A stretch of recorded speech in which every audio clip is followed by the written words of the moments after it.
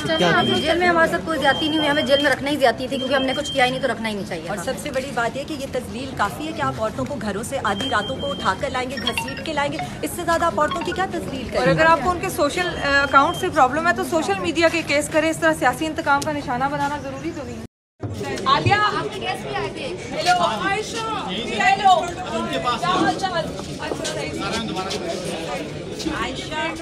आयशा लेकिन उन्होंने सामान दिया चक्कर में मीना उसने कुछ नहीं किया, वो अपने आप को मुंह के रखा था, सभी परसेंटेज ले लिए। अस्सलाम वालेकुम नाज़रीन, मैं हूं अली चौधरी और आप देख रहे हैं नवाए इंसान।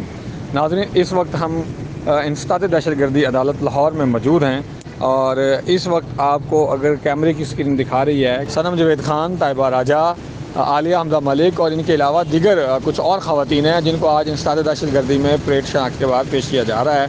और उम्मीद ये लगाई जा रही है कि इनको अभी 7 दिन का रिमांड दिया जाएगा और उसके बाद जो है फिर दोबारा अदालत में पेश किया जाएगा।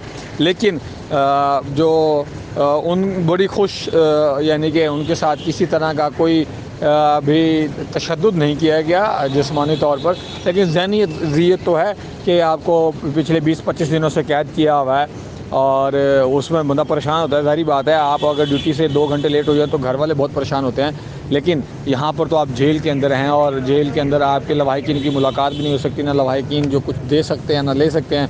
घर का ही ना खाना भी आपको नहीं पेश किया जा सकता, अदालत का ही चीज़ें आपको खानी पड़ेंगी।